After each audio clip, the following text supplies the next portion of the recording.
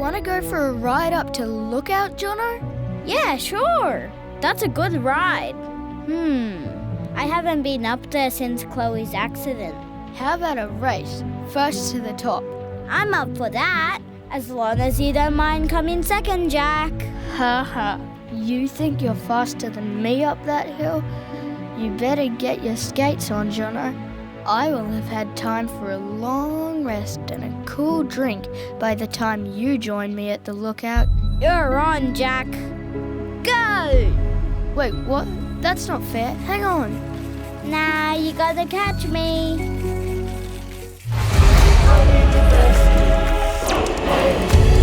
I didn't even know that I was needing rescue. The threats and the dangers I couldn't see, I was heading right to. I needed help, but I didn't know. Needed saving from an evil foe, but I didn't even know that I was needing rescue.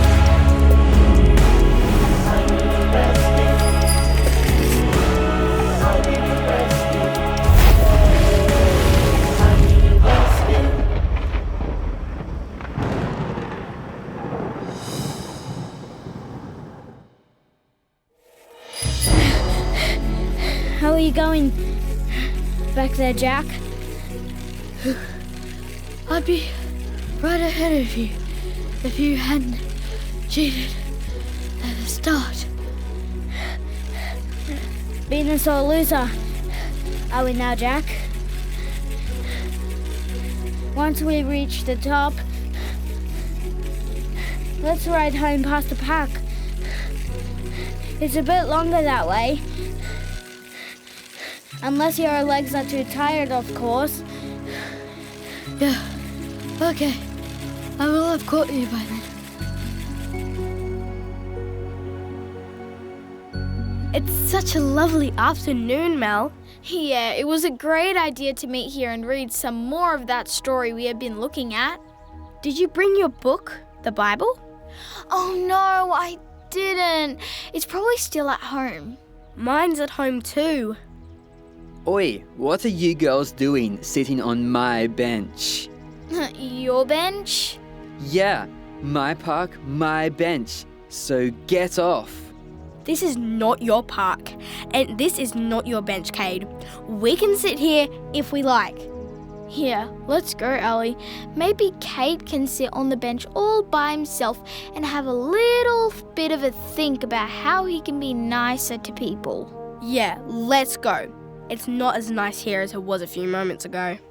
Come back to my place, Allie. We can read there.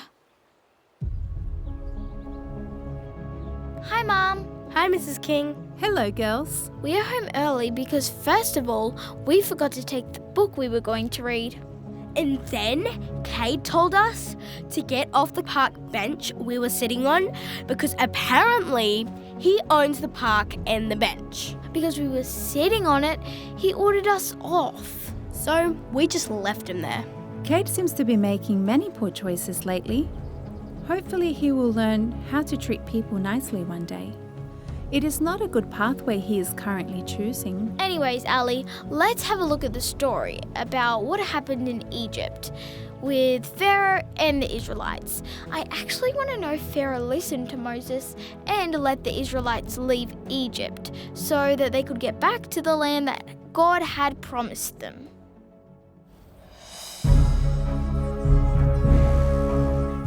The Israelites were sad and miserable, living as slaves in the land of Egypt. Their Egyptian masters were mean and cruel to them and made them work very hard, beating them, whipping them to make them work harder.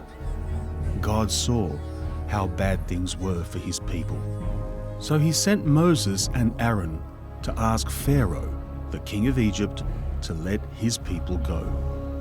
Moses told Aaron to throw his staff onto the ground.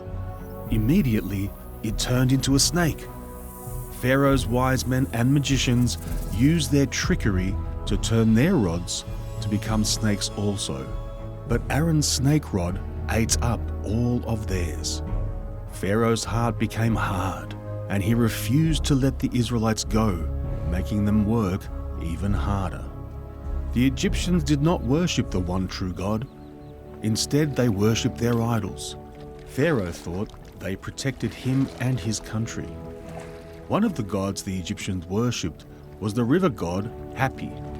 The Egyptians got their water for drinking, cooking, bathing, and growing their crops from the Nile River, which flowed through the land of Egypt. One morning, Moses and Aaron went to the Nile River, where Pharaoh was, and gave him a message from God. "Because you did not let my people go, when Aaron strikes the water of the Nile with this rod, this river will turn to blood. The fish will die, the river will stink, and all the water in Egypt will turn to blood." This was the first plague. But Pharaoh hardened his heart and refused to let the Israelites go. Then God sent a second plague to the land of Egypt, a plague of frogs. They were everywhere. In their beds, in their ovens, in their cooking bowls. Pharaoh called Moses and Aaron back and begged them to take the frogs away, saying he would let the people go. Moses prayed to God, and the frogs died. But when the Pharaoh saw that the frogs were dead, he changed his mind and did not let the Israelites go. This was the second plague. Next, God told Moses to get Aaron to stretch out his staff and strike the dust on the ground. When he did this, all the dust throughout the land of Egypt became gnats. The gnats covered the people, they covered the animals, they drove everyone crazy. This was the third plague, but Pharaoh still did not let the Israelites go. God again spoke to Moses, "Tell Pharaoh that if he will not let my people go, tomorrow I will send swarms of flies right throughout the land of Egypt, except for Goshen, where the Israelites live." Pharaoh begged Moses to get rid of the flies, but still he did not let the Israelites go. This was the fourth plague. Then there was a terrible plague on all the livestock, and they died. But the livestock of the Israelites in Goshen did not die. Pharaoh still hardened his heart. This was the fifth plague. The sixth plague was when Moses took a handful of soot from the furnace and threw it into the air. Painful boils broke out on the people and animals right throughout Egypt, but not where the Israelites lived. But Pharaoh still hardened his heart and refused to let the Israelites go. Then Moses warned Pharaoh that there would be a terrible hailstorm, and any person or animal who was not under shelter would die. Those who believed in God stayed under shelter, but those who did not and ignored the word of the Lord lost whatever was left in their fields. It was the worst storm they had ever had in the land of Egypt. But Pharaoh still hardened his heart. This was the seventh plague. Moses went again to Pharaoh and warned that the next day locusts would come into the country and eat anything that was left in the fields, including every tree. The locusts would also fill the houses of the Egyptians. This was the eighth plague, but still, Pharaoh did not let the Israelites go. Then there was the ninth plague. Moses stretched his hands toward the sky, and darkness fell across the land of Egypt. For 3 days it was dark, except for where the Israelites lived. Pharaoh still hardened his heart and would not let the people go. So then came the 10th plague. At midnight, the Lord struck down all the firstborn in Egypt, from the firstborn of Pharaoh who sat on the throne, to the firstborn of the prisoner who was in the dungeon, the firstborn of all the livestock as well. Pharaoh and his officials and all the Egyptians got up during the night, and there was a loud cry in Egypt, for there was not a house without someone dead. But the Israelites, and also any of the Egyptians who had listened to and followed God's instructions, were spared. Finally, Pharaoh told Moses that the Israelites and all that they had could leave Egypt. That was very interesting, girls. Pharaoh was pretty stubborn. Yeah, 10 plagues before he let the Israelites go. Pharaoh was sure very stubborn. Very stubborn. He didn't want to let God's people go. No, he didn't. God had to try so very many times, but Pharaoh just kept saying no. Saying no. Pharaoh was sure very stubborn. Very stubborn. He didn't want to let God's people go. No, he didn't. God had to try so very many times, but Pharaoh just kept saying no. Saying no. Pharaoh kept saying no, he didn't understand until the 10 plagues had hit the land.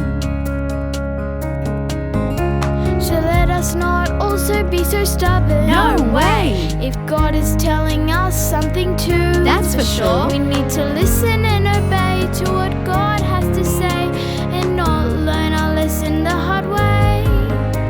So let us not also be so stubborn. No way. If God is telling us something too, That's for sure. we need to listen and obey to what God has to say and not learn our lesson the hard way. So follow God's plan and make sure you understand that God's way's the best way to go. We need to follow God's plan and make sure we understand that God's way's the best way to go. We need to follow God's plan and make sure we understand that God's way's the best way to go.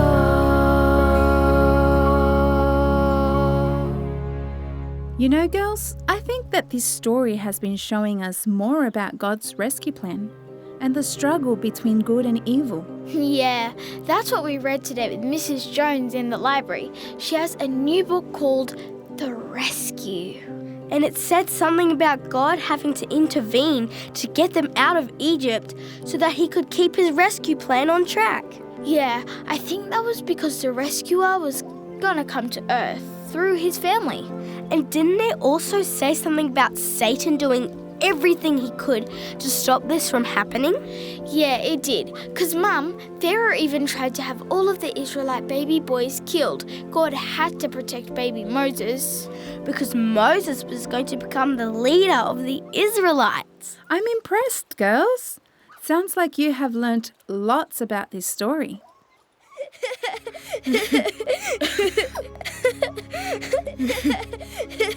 That's the funniest sight I've seen in a long time. My sides are hurting from laughing. Couldn't have happened to a nicer bloke. What's so funny, you guys? We just had a race up to the lookout. Yeah, can I just say I won, by the way? This time, Jono. Anyway, on our way back, we rode past the park. And there, sitting all by himself, on the park bench was Kade. And then... Anyway, there must have been a wasp's nest under the bench. Kade was swinging his legs, and I think he must have broken their nest, which upset the wasps. So the next thing we saw was Kade yelling at the top of his lungs, being chased by these wasps. And you know the swamp near the park? Well, Kade must have figured that the wasp would stop chasing him if he went into some water. But there wasn't water, it was mud. So he threw himself into the swamp. And you should have seen him when he came out. Poor Kade. He asked him if he needed help. But he told us really clearly to leave. So we did. It does sound funny, but poor Kade. I think we should thank him for protecting us, Allie. Yeah, because we were sitting on that bench in the park and he ordered us off, saying it was his park and his bench. And to think that there was a wasp's rat's nest under the bench the whole time? Kade got what he wanted. The park bench all to himself. Actually, he kicked us off the bench, and then the wasps chased him off the bench. Kade is pretty stubborn, and he doesn't like to accept help, but he also doesn't like to change his ways. And this time the consequences to his actions came pretty quickly. From an unexpected source. Speaking of being stubborn, we were just looking at the story of the plagues in Egypt. I know that story. When Pharaoh would not let the Israelites leave. Oh, yeah, he was very stubborn. It took 10 plagues of terrible things before he would let them go. Do you think Kade will be as stubborn as the Pharaoh? What will it take for him to make better choices? When something goes wrong during the day, how do you react? What do you say? If you make the same mistake time after time, it might be time to listen and to follow wise advice. So try to learn every day, listen to others, hear what they say. Try to find the reason things have not gone right, and change what you were doing, follow good and wise advice. When something goes wrong during the day, how do you react? What do you say? If you make the same mistake time after time, it might be time to listen and to follow wise advice. So try to learn the very day, listen to others, hear what they say. Try to find the reason things have not gone right, and change what you were doing, follow good and wise advice. So try to learn the very day, listen to others, hear what they say. Try to find the reason things have not gone right, and change what you were doing, follow good and wise advice. Try to find the reason things have not gone right, and change what you were doing, follow good and wise advice.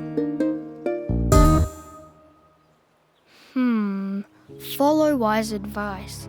I must say, I think from personal experience, I agree with that. I hope Kade will be able to follow wise advice. Maybe he'll learn a lesson from the wasps today. I don't know if he is as stubborn as Pharaoh. Maybe it would take like 9 more things to change him. You mean Kade's 10 plagues? 1 down, 9 more to go. Poor Kade. I do hope and pray that this is not the case for him. God loves Kade and wants to rescue him too, even if Kade doesn't know it yet. He sure needs saving from the evil foe, Satan. I think we all do, Jack. Because as my dad always tells me, we need to remember we are actually in the middle of a battle at the moment. The battle between good and evil. We sure do need rescuing, Jono. Everywhere we look around us, we can see evidence of this struggle between good and evil. So Satan is attacking and trying to stop God's rescue plan? I would really like to find out more about the rescuer in God's plan, the one who was sent to save us. I like the sound of being rescued. Me too.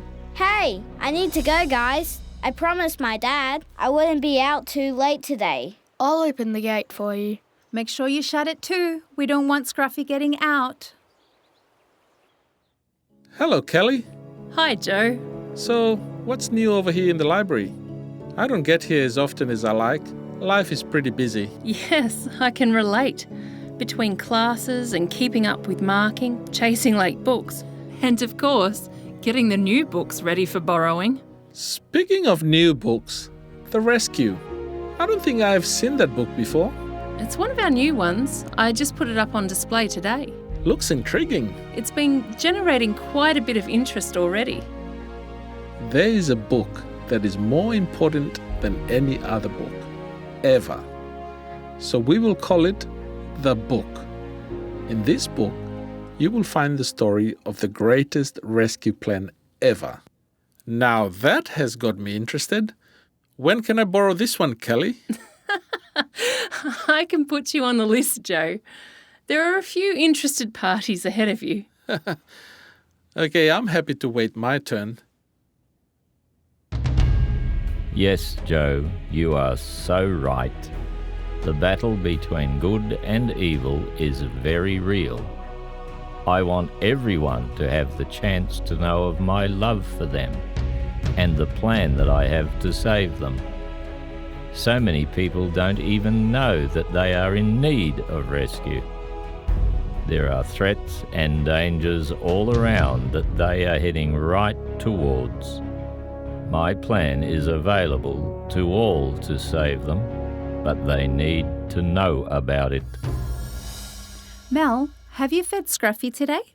Not yet, Mum. I was going to feed him just before we had dinner. Okay, but don't forget. Scruffy won't let us forget. He'll be scratching at the door telling us he is hungry. Speaking of Scruffy, it is unusual that he's not scratching at the door already. I wonder... What was that? That didn't sound good. Jack, did you shut the gate properly? Oh no, the gate is open! Scruffy! The threats and the dangers I couldn't see, I was heading right to. I needed help, but I didn't know. Needed saving from an evil foe. But I didn't even know that I was needing rescue. Needing rescue. I need